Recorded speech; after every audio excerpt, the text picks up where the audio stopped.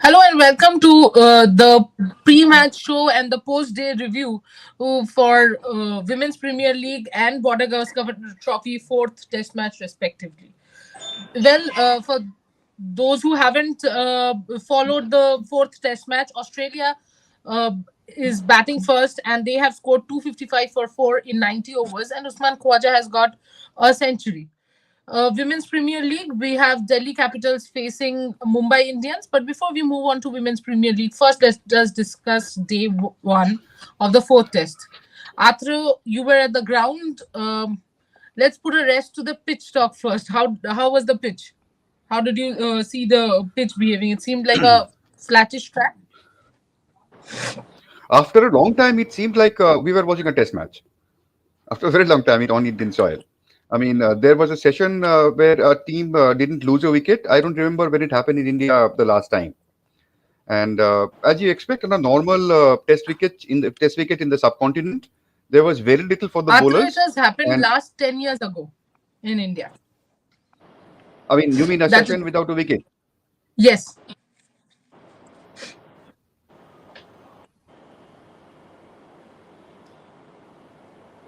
Yeah, it must Hello. have happened a long. Okay, we are sorry, Atro's net somehow is not working. He will join us back. Boria, 10 years is a long time. A session without any wickets. What is your reading of the pitch? I thought it was a good batting deck. I mean, all of us were watching together and all of us were saying that it was a good batting deck. A 350 plus score is on. And it doesn't mean that India is out of the game. This is one of those wickets which will disintegrate fast. Maybe come day 4 and day 5, a lot will happen. So one, this test match should go into day 4, day 5. And if a team gets 350 plus batting first, doesn't mean that the other team is out of the equation. That's not going to be the case. India will need one early wicket. The new ball is still 10 overs old just. So once you break through this partnership, there is every reason to believe that India will make a comeback. Having said that, Australia was good. Usman Khawaja was brilliant. And Cameron Green once again proving how good he is. Atro is back. Atro, we were obviously speaking about the pitch. How good was Usman Khawaja?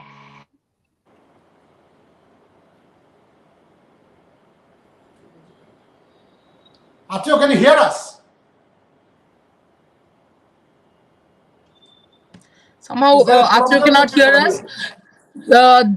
Devashish, can you pick it up? How Yeah, good was absolutely. Usman But Khawaja? first up, I would like to say that Indian bowlers were a bit wayward at the start because Sami We will bowling get that to wide. bowlers. Let's start with Bowling Khawaja. We the, will get to bowlers, of course.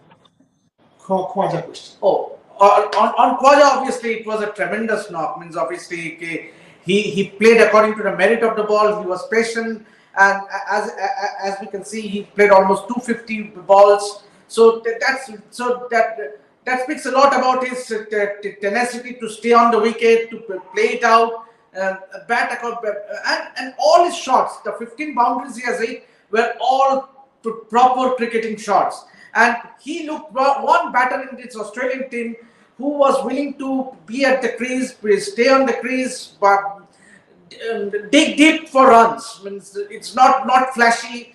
Just as was the case with Travis said, who played a flashy shot and gave away his wicket. He was also looking good at that opening partnership. They could have easily scored a much bigger total than the runs they scored. And talking about Khawaja, obviously he scored that 60 odd. So he looked the batter in that Australian team who looked good to play in these conditions. Boria, Khwaja's discipline of not playing the sweep shot because that had led to the downfall reminds us, of course, of the 241 by Sachin. Interesting. Yes, I mean to a degree because he played the reverse and got out. He played the conventional and got out.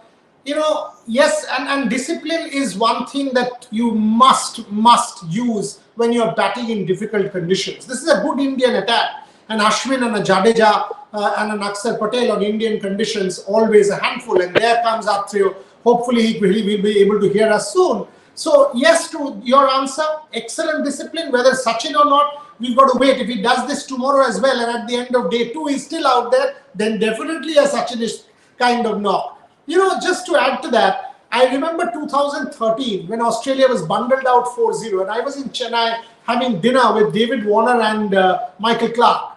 And all of a sudden, Usman Khwaja came in. David Warner pointed him out and said, "My best mate, and look at this guy, he will get a lot of runs in the subcontinent because he plays spin well." And I thought, who is this guy? I mean, I did not sort of really think Usman Khwaja was anything fabulous at that point. Over the years, look at his runs in the UAE, look at his runs in Pakistan, look at his runs here. So he's for India, Australia A, in different kind of format, in different teams, Usman Khwaja has done well in the subcontinent. And I was thinking back to David Warner's comment that in 2013 he had picked him up, and look at what Usman Khwaja is doing. Atra, you were there in the stadium. Do you think where do you think the Indian bowlers went wrong, or do you just think that because it's a flat track, is complete credit to the Australian batters? I think other than in patches, the Indian bowlers did well. I mean, Jadeja in his second spell, straight down the leg side, bowled a few short balls for a brief period, 2 or 3 overs, and he was replaced. And the new ball, of course, India went for a few runs with the new ball after they took the second new ball. And other than patches, I think they did well. They did well to keep the restrict the scoring rate. And it's only in the third session and mostly with the second new ball that the Australians cut loose. Otherwise, Indians had things under control. And had they taken one more wicket, I would have said honours were shared on the first day. Had they taken 6 wickets, I would have said it's advantage India. But since Australia denied them those breakthroughs and lost us 4 wickets for 250, 255, I think Australia has a slight edge whatsoever.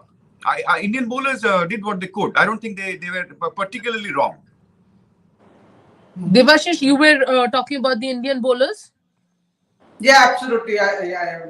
Because if you see, they were a bit wayward because they let the Australian opening batters and played at partnership. We were discussing in the pre-match show because the key for India would be to pick the wickets, get early breakthroughs. Boriada was there in the pre-show. We talked about that. The key would be to pick the early wickets, make early inroads, and that catch drop by KS Bharat. It was a simple catch. You cannot afford to miss such a dolly. So obviously Travis Head was only on 7, and then from there on he did not make it count because he was out for some 30 odd. But that too was also a loose shot because he was looking good. And that 6 overs in between Shami and Ashwin, they bowled 6 maiden overs, and that put pressure on. Then Travis Head tried to do something different. He stepped out and tried to be some flashy, and he was caught in mid-wicket. So I think Indian bowlers were a bit wayward to start with, and Australian batters they cast in. So and if you look at a few of the deliveries to Khwaja, they were bowled towards the shortest ball. Khwaja kept on flicking, kept on pulling the ball, so and kept on scoring. They never looked like they. And the key for Australia today in those 2 partnerships was that they always rotated the strike. Be it Smith and Khwaja, or be it Cameron Green and Khwaja, be it Travis Head and Khwaja, they kept on rotating the strikes. They never let the pressure mount, except for that instance when there was 6 maiden overs between Shami and Ashwin. Boria, there was a time from the 75th over to the 80th over, Indian spinners bowled, and they had just given away some 3 or 4 runs in 5 overs, and Khwaja and Green were completely bogged down. And suddenly Rohit took the new ball. Of course, 80th over, you can take the new ball. And Green was on the attack. Do you think it was the correct decision to take the new ball in the 80th over?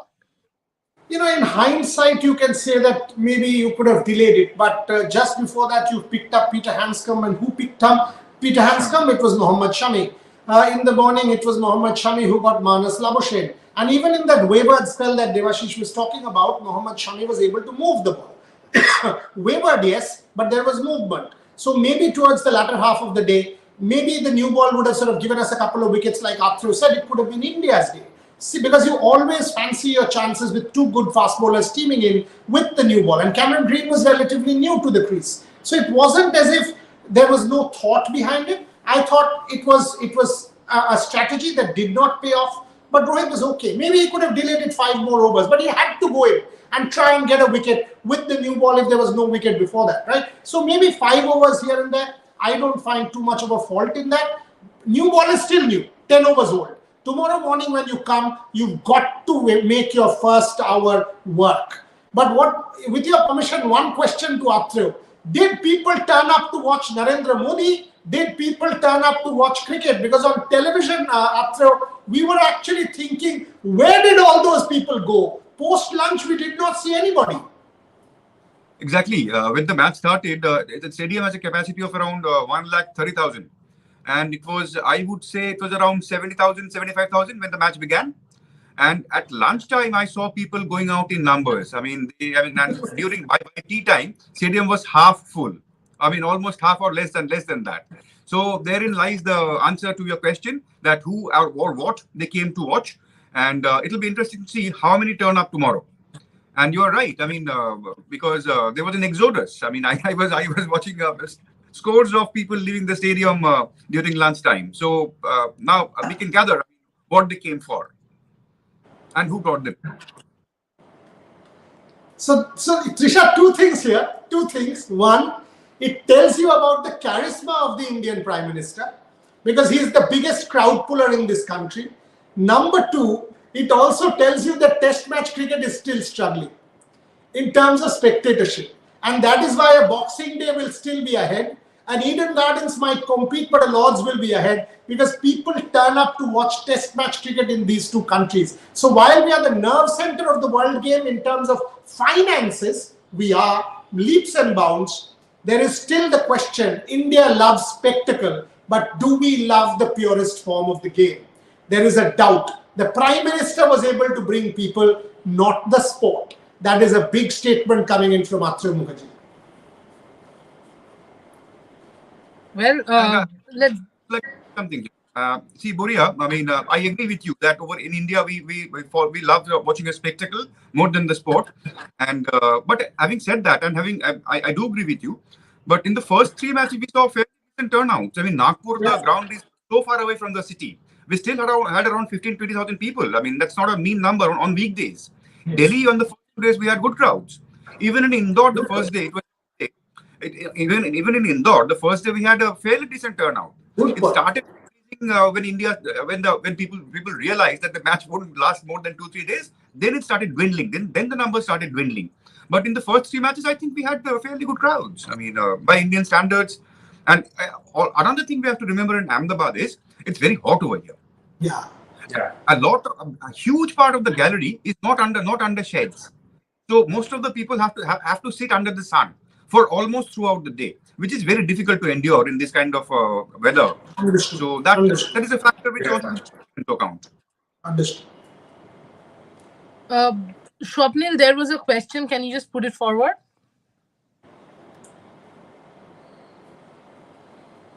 Is it justified to have such a massive stadium with empty seats? Is capitalism taking over cricket? Comments on Gideon Hai's piece. Boria, why don't you take it? Because I know Gideon Hai is a good friend of yours. On his piece, maybe you should comment on that.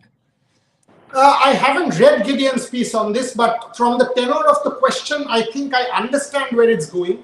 A stadium like this will never be completely full in all games. That is not even the expectation. I mean, a stadium is not simply for international cricket. Melbourne Cricket Ground, you see domestic cricket, you see Big Bash League, you see 100 different things playing at the MCG. And when a World Cup final happens, Trisha, this same stadium will be 100,000 full. Absolutely. When the World Cup semi-final happens, this same stadium will be 100,000 full. When the IPL happens, just a month left, this same stadium will have 100,000 full. So we are talking about a country that loves its white ball cricket. And hello, I'm not one of those people who will say the fact that you watch white ball and you watch red ball less, it means the whole country. It's about the market. You don't want to watch classical music, you don't want. You want to watch Salman Khan, you watch Salman Khan. Does that make classical music any better than Salman Khan? Or Salman Khan any worse than classical music? Rubbish. Salman Khan sells, that's why people worship him. Shah Rukh Khan sells, that's why people watch him. So an IPL final or a World Cup semi-final final in this stadium will be the greatest spectacle, and I have no problems in that. And it is the same across the world. In the MCG, can anybody come and tell me that all matches are full? Absolutely not. Not even test matches. Not even test matches. So there is no question that 100,000, 120,000 plus capacity stadium will never be full. Right. Getting back to the game, I think even before the series had started, Debashish had chosen two players and backed them. One of them, of course, was Labuschagne. But Labuschagne hasn't really fared well. Anything in particular which you think Debashish has gone wrong with Labuschagne? Yeah, but it's the manner in which he got out today. That stroke was not. He shouldn't have played that stroke because he chopped the delivery to his stumps. If you look at the dismissal, he could have easily played with a straight bat, but instead he tried to slash the ball, at which eventually he chopped it, he dragged it onto his stumps. So that was not what you want, because you were the number 3 batter, and Australia had put up a decent opening stand. So all he wanted to do was to, obviously, at the hindsight, you might feel obviously he will also be pissed off with playing such a shot, because it was not the kind of shot which you would love to play initially. Maybe that was the mistake that led to his downfall. Tisha, if I can add to that, if you see the way Labuschagne has been dismissed right through the series, even in the last test, that Jadeja no ball he had chopped on. Absolutely. So this chop on, and this is the 4th time, I think, the 4th time in this particular series. So this is a problem.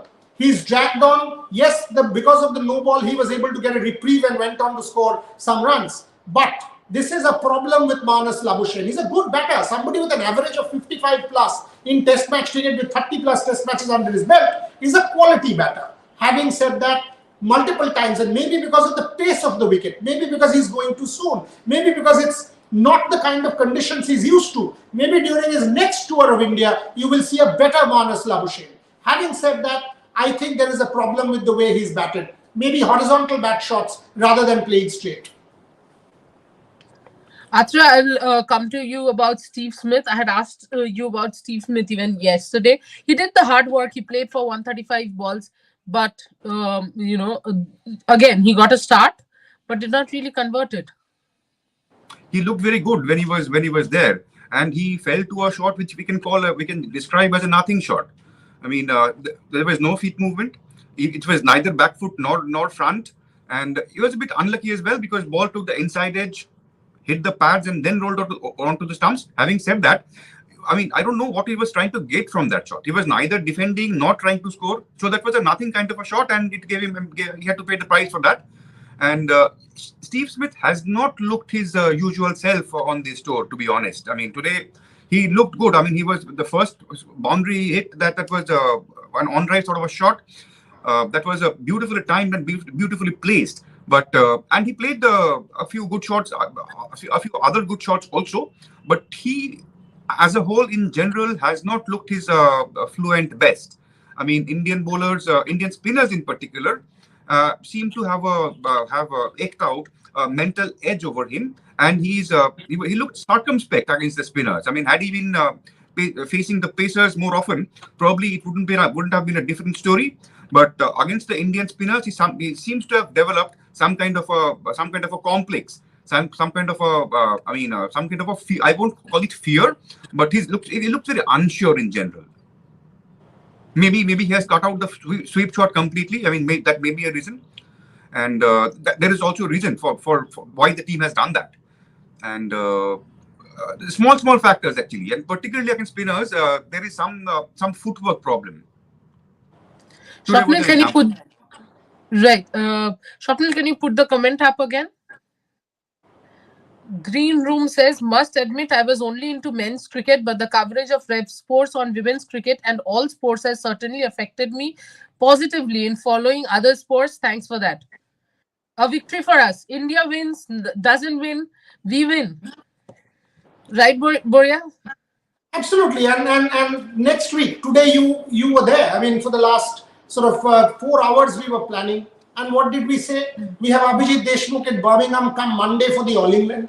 We will have you in Mumbai for the playoffs of the WPL. We will have Rajaraman cover the boxing press conference tomorrow with Nikhat Zareen and Lavlina Borgohain. We have Atrio covering the Border Gavaskar Trophy. Devashish and I will do the football in Kolkata. So our whole mission has been holistic sport. That was the conclave. The conclave was about women's sport with Indian Olympic sport at the forefront, and the larger context was Indian sport per se. I mean, I have been tired of channels, of platforms being called Sports X when they do only cricket. And we know that in India. And by the way, when they do cricket, they do men's cricket. Look at the nature of commentary of the WPL and you know how poor it is.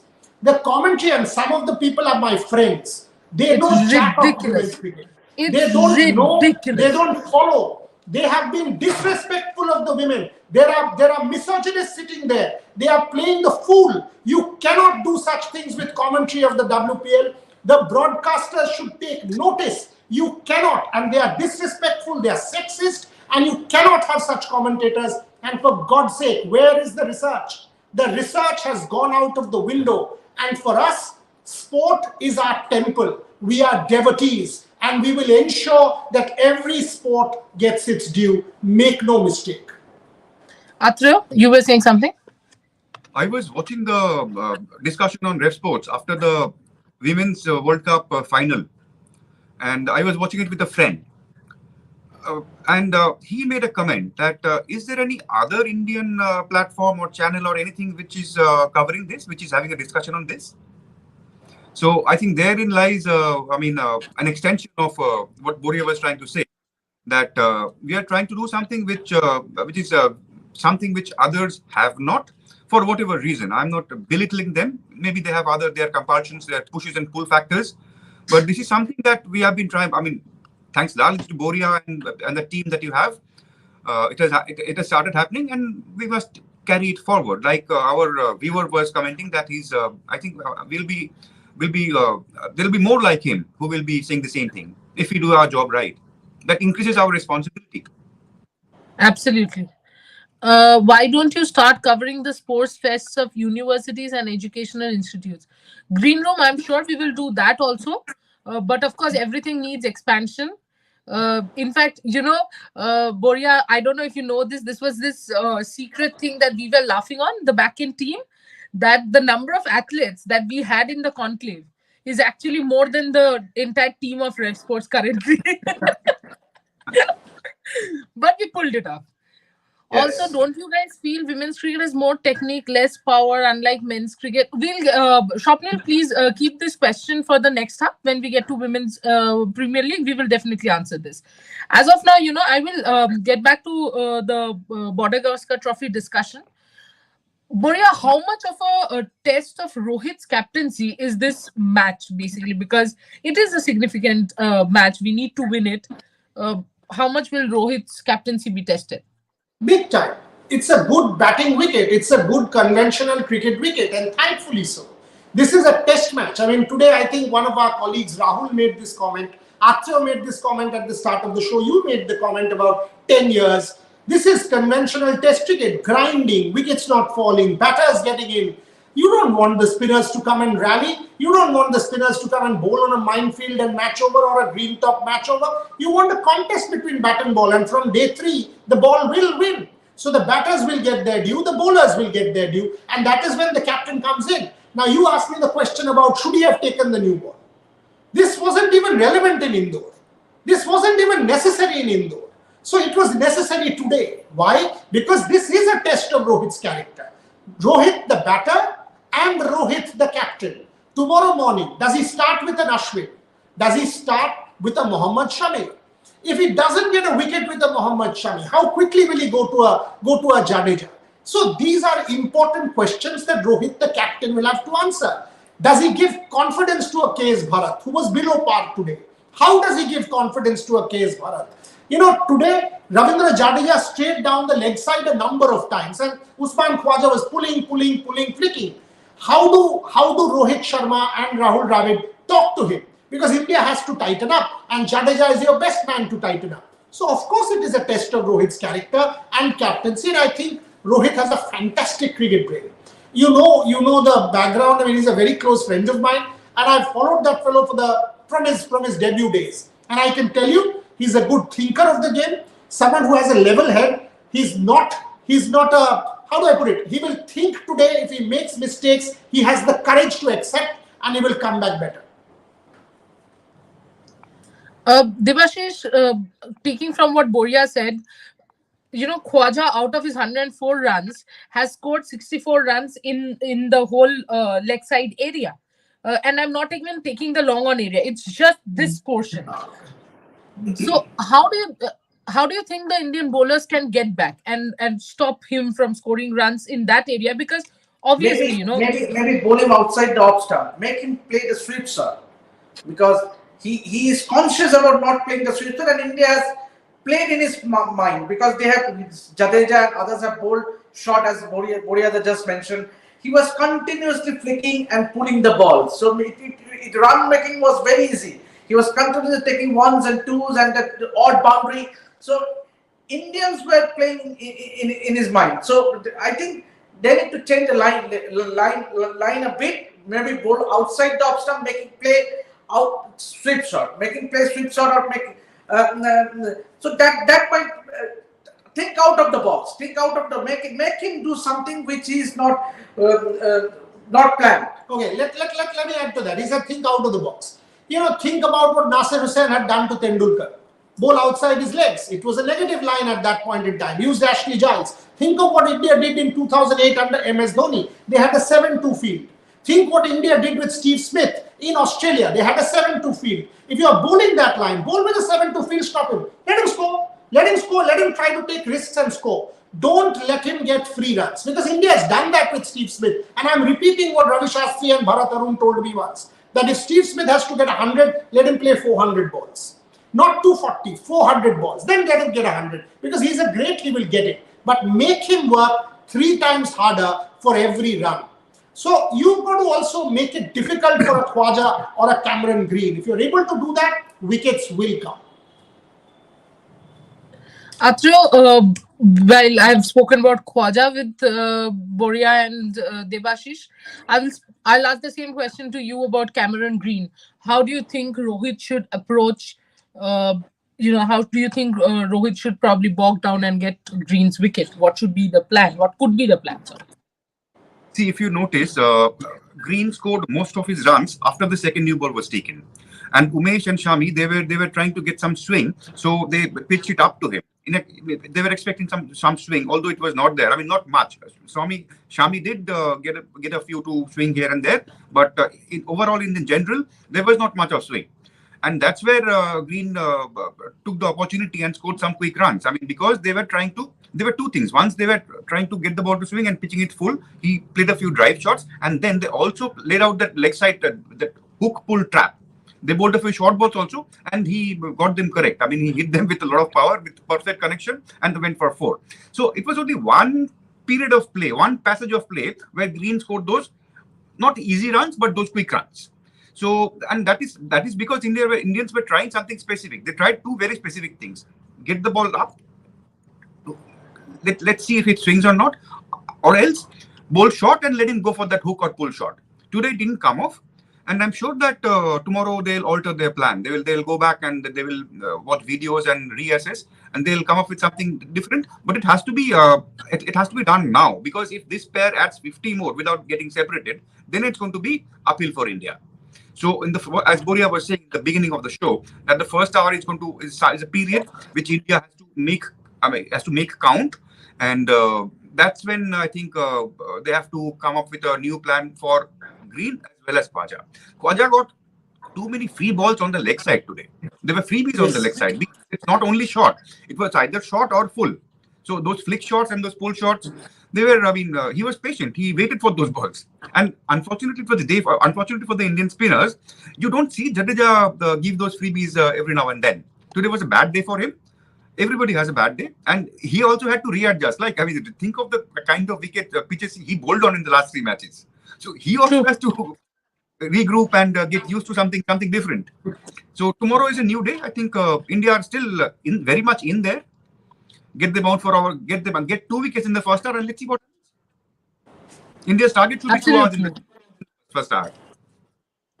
Devashish, you were trying to say something?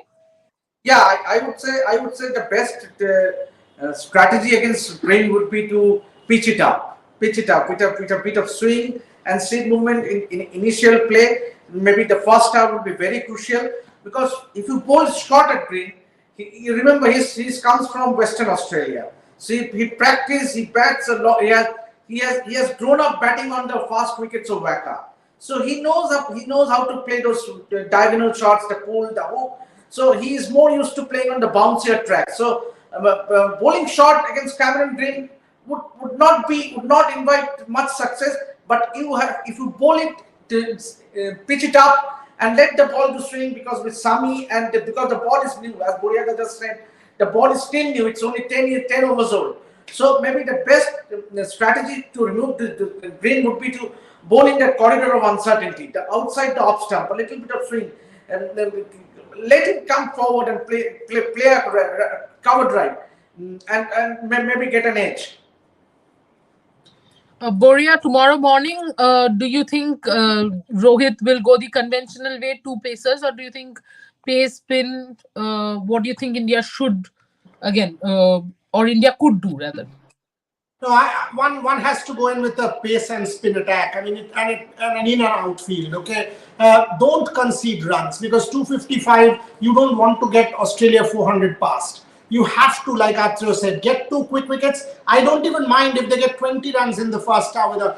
Keep it tight. If you are able to keep it tight, concede few, then there will be a mistake. If they run away with a 45-run first hour, maybe one, and then Australia is in control. They call the shots. Alex Carey will also come and try to be proactive. So that's the kind of batters you have. A Mitchell Stark will come and try to score some runs quickly. So you've got to keep that in mind, and you've got to be tight. India gave too many freebies was the best sentence. India did. Tomorrow, I think it will be a better act from India. And it happens. I mean, whoever you are, however good you are, one odd day, some balls here and there. So India will reassess. This is too good a side, Trisha. Too good a side in home conditions not to be able to make a comeback. It's a mini bad day. They'll come back and get it right.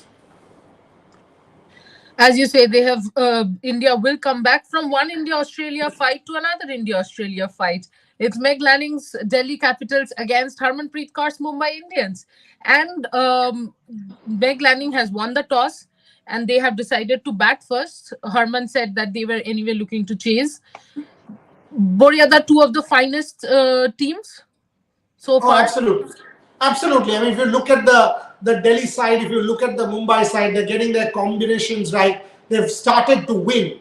And we've discussed this. I mean, just having star power doesn't work. And look at RCB.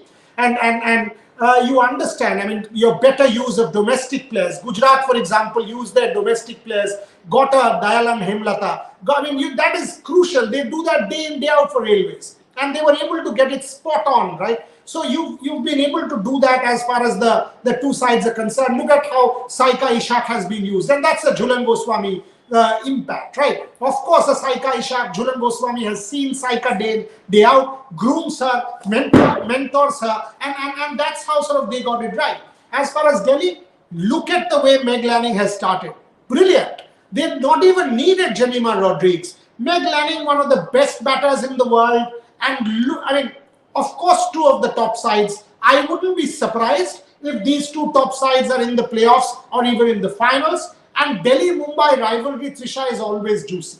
Always juicy. I mean, if I was a Harmanpreet Kaur, yes, it is a franchise match. But would I have forgotten that World Cup semi-final against the same captain?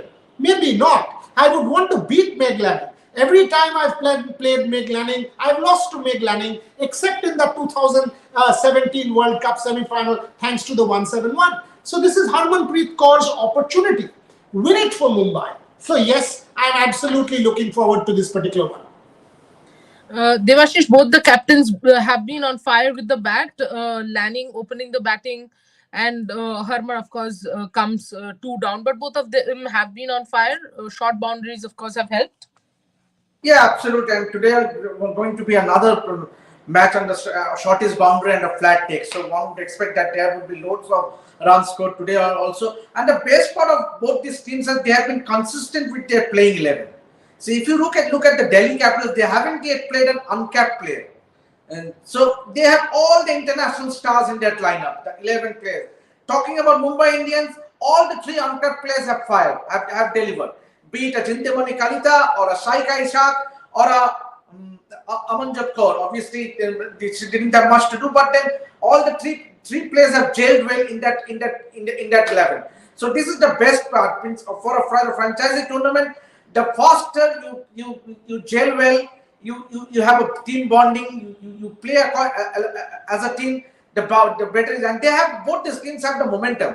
So I think it's going to be a final before the final, because the way the two teams are performing, I won't be surprised if both the teams be in the final.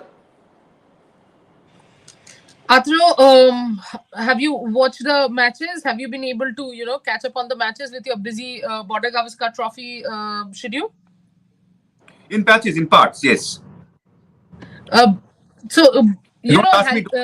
Don't sorry? ask me who are the. Don't ask me who are the uncapped players in a particular level. I won't Oh be able no, to I'm not going to ask that. Don't worry. No, I'm not going to ask you. Even I am also scared. Somebody give me a Google. who is the uncapped? What a Shaika has done, what a she has done. I know what Intimani Kalita has done. I know what a Hemalata has done.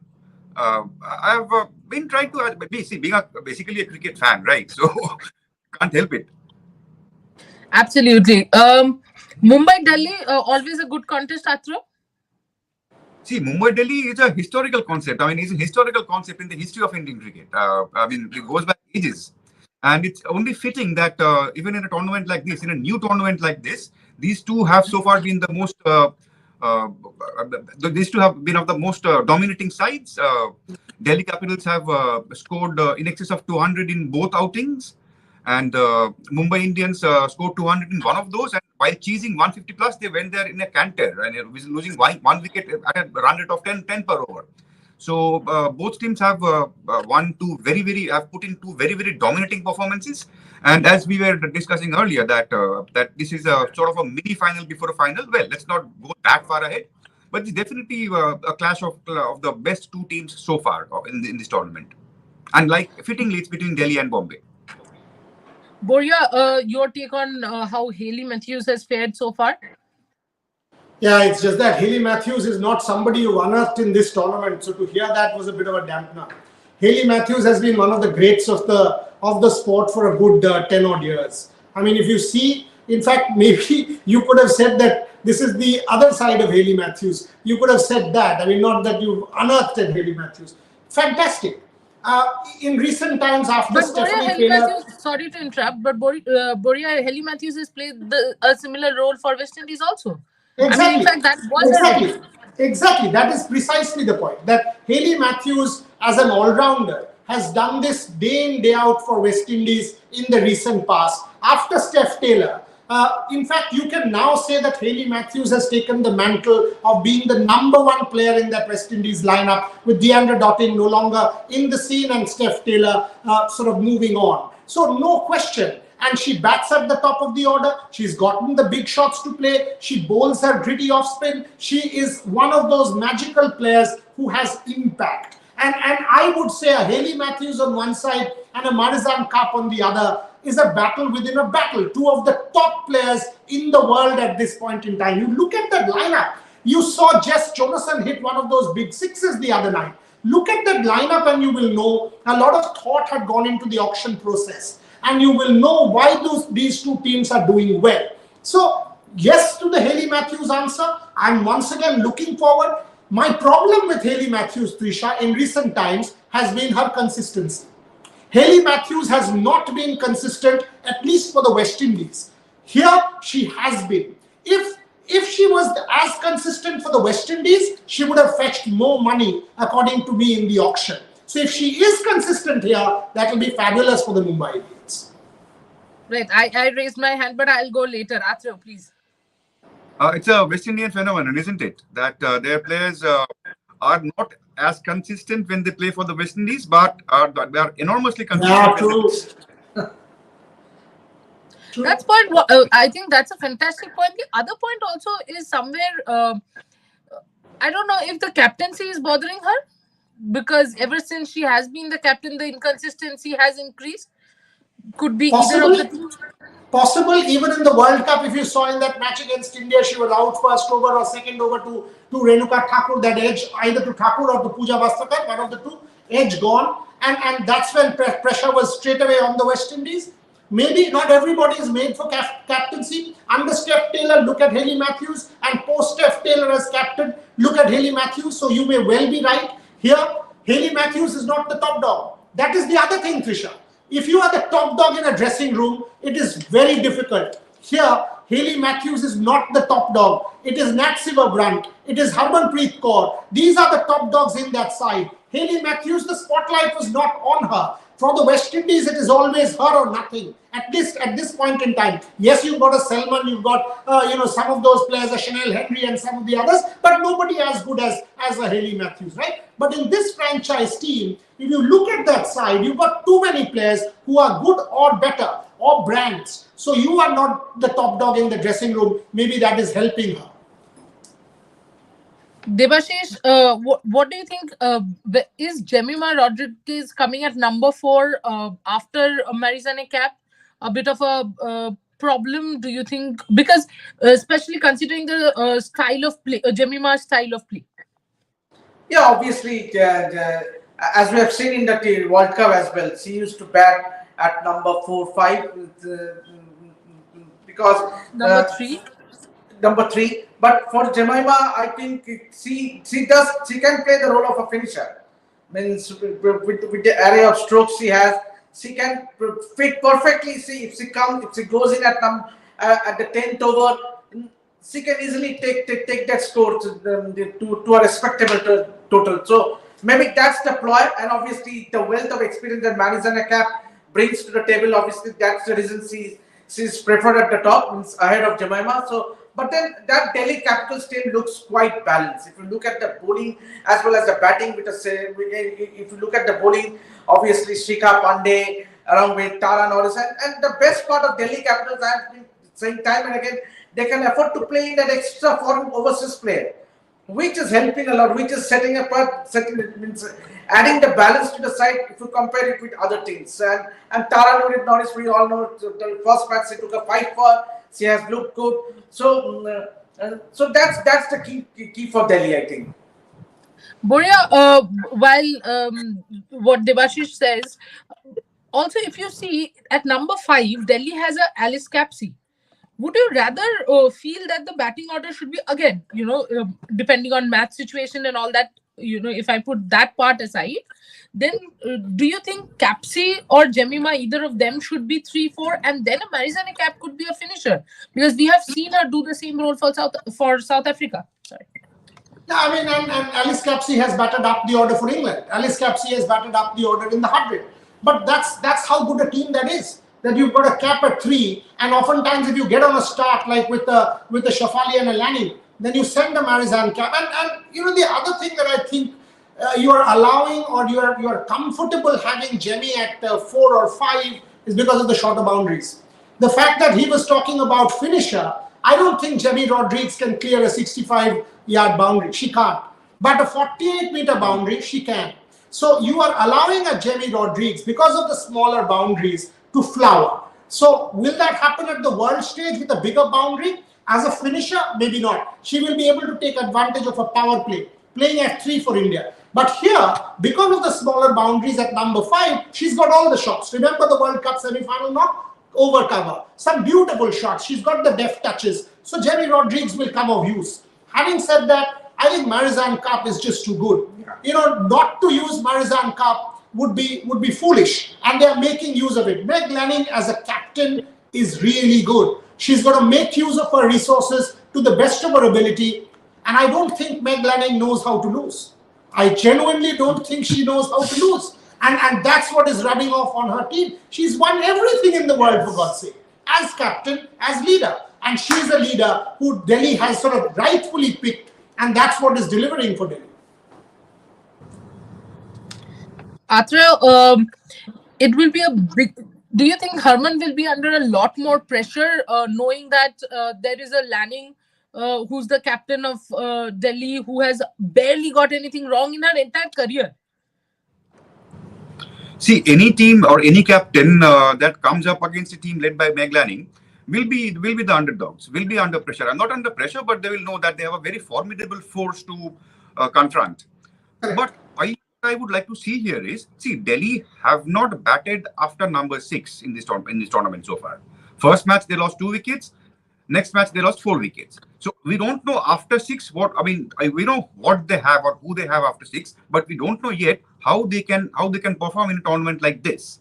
So that is something interesting, and that is something I think Harmanpreet would like to exploit. She would like to get into that under number 6, beyond number 6 as soon as she can. Last match, Delhi were 4 down in 15, the 15th or 14th over, and they did not lose a wicket after that, and added some 50 odd runs in the last 5 overs.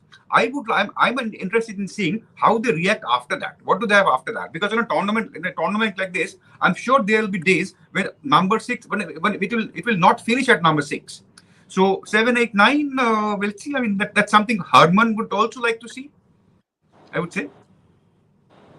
Harman would love to see, wouldn't she?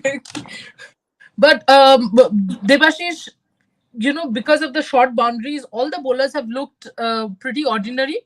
But among that, Saika Ishak has looked a spinner with a pacer's mentality, attacking completely.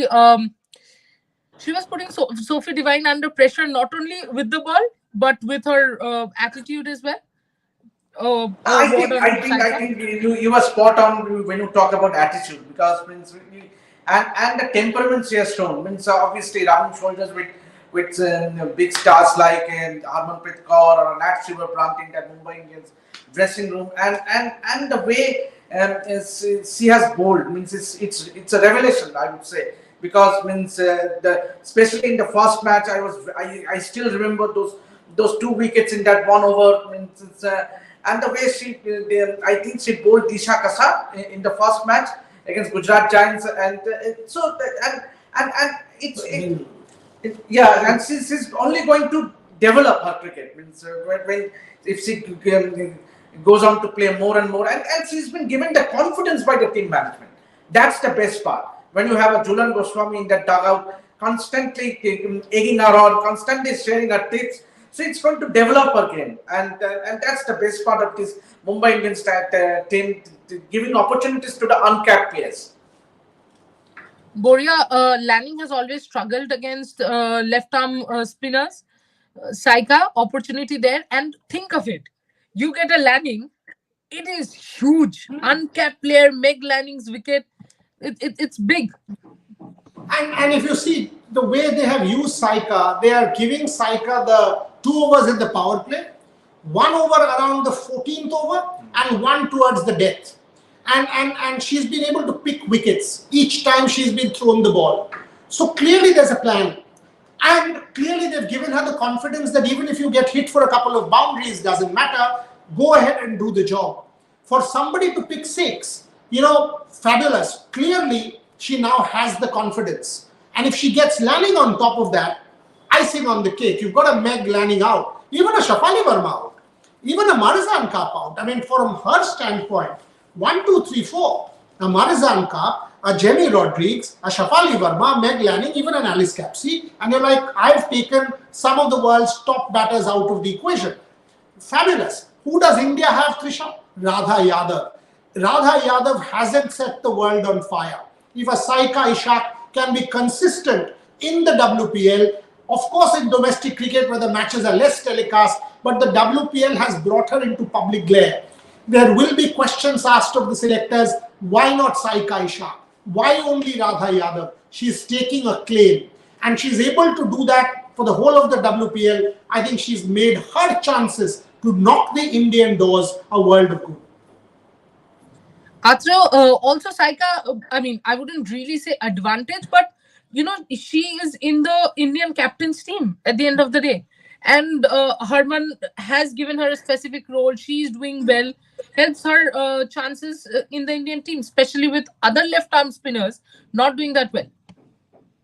I think Saika Ishak's real test begins now because she was completely unknown in the first two matches, and there were no expectations of her. I'm not sure what even she was expecting of herself. Now that she has drawn attention, she has got success. She's being talked about. Her real test begins now. It's not about what you do when you're an unknown entity. It's about what you do when people have noticed you. Now they must have seen her clippings and all that. They know what she's up to. So her real test begins now. And going by the way she has fared so far, the temperament in particular, she has a lot of promise. And definitely she'll come into national reckoning after this, because other left-arm spinners have not done that well. But having said that, I think what she is made of, what she is really made of, will be known now on in the next few matches. And maybe today is the beginning. Devashish, you wanted to say something? Yeah, I just want to add that she is not afraid to give the ball on the flight. Means if she's not scared of getting hit, as Boriada just said. Means that's the best part. It means she is willing to continuously attack the stumps, giving the ball a flight. So even if she's get hit, and that has got to do with the confidence she has got from the team management. So that's the best part.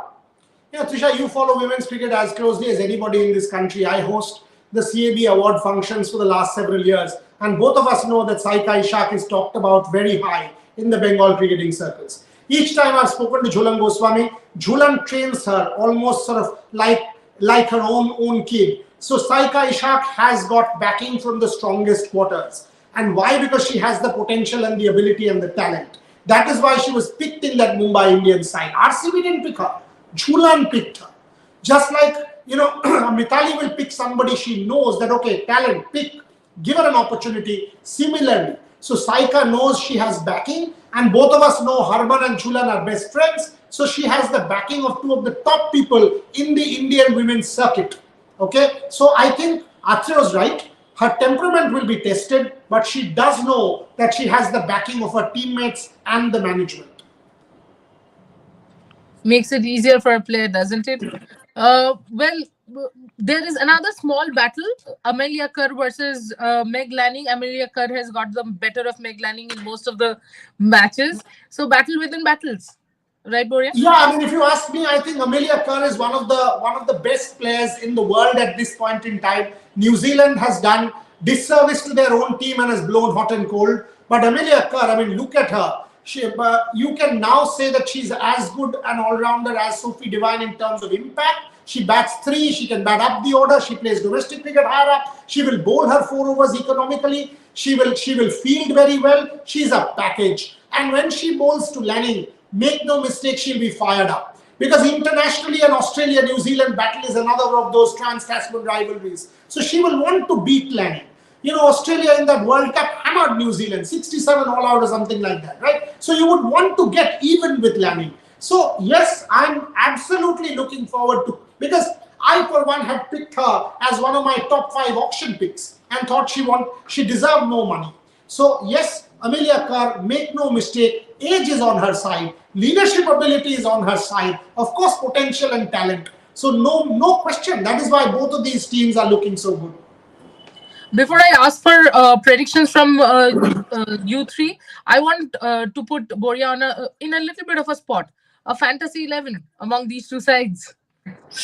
I haven't thought about it, but at the same time, you have to go in with the top order because of smaller boundaries. So 200 plus scores makes fantasy very simple. You cannot have a bowling heavy team. You go all-rounder heavy and you go batter heavy. Right? Make no mistake, it's a kind of a batter-heavy team with 7-4. So clearly, a Marizan Cup is a leadership material, 3 and bowling. Clearly, if you just give it a thought, you will know a Natsiva Brunt is leadership material because you will see her bowl and she will bat higher up. Of course, in terms of opening, Lanning is a captaincy material because she will captain and she's in that kind of form. Harmanpreet Kaur would not be in my team. Would not be because she's batting 4 and she's not even bowling. So I will not take a punt with a Harmanpreet Kaur. So that's how I go with my fantasy. For me, names do not matter. Fantasy is about being ruthless and getting points. It's a different sport, not the cricket out there. It's a different game, the fantasy game. So if you ask me, straight away, a Nat Silverbrunt, an Alice Capsey, provided she would have batted up the order. Her Marizan Cup leadership material, so vice captain, captain, Meg Lanning. You might even want to go in with a Shefali Verma because again, that top of the order opportunity. I will go in with a Saika Isha just because why? Because she's bowling in the power play. So she's got an opportunity to get a few more wickets and she's bowling depth. So she's got that opportunity to pick wickets. So that's how I'll go in with my fantasy team. But just because you allowed me, I want the commentators to say batter. I want the commentators not to say batsman. You are doing a disservice to the sport. This is the WPL. Just say batter. It doesn't take much. It doesn't take much. It doesn't take much to say Sneh Rana is the captain of Railways, for God's sake. It doesn't take much research. Just basic research. You know, and these it doesn't take If much. I can add one small thing, Sneh Rana just won with the Railways as a captain. Exactly. So my point is, these are basic things which you, as producer, used to give us as a dossier when we used to commentate. Why don't we just do our basic research? We'll get it right. We are doing us, and you are on show. People are listening to you. Minds are being shaped. You are having formative influence. So just get your research right, and don't call them batsmen. They are not batsmen. They are batters. Just call it right. Call it right, because this is a sport that is fighting for respectability, and we as men are equal stakeholders in that fight. Yes, unfortunately, Boria, I mean, if you don't mind me adding one point to it, you remember you had told me why is it that, women thought that they have to back women's cricket. It's the same thing in the commentary box. You hear a Rima Malhotra, you hear a Niranjana Nagarajan, they're getting it right. Because somewhere it has become their sport. I think, we are still fighting the equality thing. Anyway, quickly wear your hats. Oh, Mama already has a cap as usual. So far, so there is a very interesting and a silly stat. I call it silly because I don't know, I mean, if it really matters. Whoever has won the toss has won the match. So today Delhi Capitals has won the toss. Are we going with Meg Lanning or are we going with Harmanpreet Kaur? I would go with the Mumbai Indians. First, the fact that they are chasing and it's a small ground with a flat take. So toss won't be as much as effective. I would say if they have to chase and even a 180, they will still back themselves to get the score. Just for our viewers' information, Devashish had backed Royal Challengers Bangalore yesterday. No, I have backed Mumbai Indians straight away. No. Yesterday. Yes. Gujarat Giants won, I know. Congratulations. Thank you so much. Boria, Harmanpreet Kaur, Meg Lanning. I would say Delhi Capitals to me look a better team. And if you get a 200 odd, you get a 190 odd, there is the scoreboard pressure on you as well. It might just start to tell. I would go in with the Delhi Capitals just because Devashish went with Mumbai. He's my best mate. All of you know that. Atro, Delhi Capitals, Mumbai Indians. Again, you're putting me in a spot. I say, looking at law of average today, it's going to be Mumbai Indians. Atula, you owe me a treat. Why does he owe you a treat? Both of you are supporting the same team. Because I want to have numbers beside me. So then you give him a treat. But numbers doesn't mean that you have won. We will see that in the post show. Okay, I'll give you a call. Done. So while all of us wait for Devashish's call, let's all of us. No, viewers don't wait for Devashish's call. What about your pick? Oh, my pick. I would go with Delhi Capitals. I would. It's 2-2 here. Both are very red. Both are very red. Comrade. Okay, we can't say all this here. I think we have already discussed too much of all this. Neutral white. So. There you go. Man of peace. Man of absolute peace. White. Always. That's all over here as well. Which is all over here as well. So. Yes. Atro, has been on fire since the last 2 days. Delhi Capitals has been on fire, and both Delhi Capitals and Mumbai Indians have been on fire since WPL started. It will be a fantastic match. But do join us for the post show right after the match, and let the best team win. Thank you. Thank you.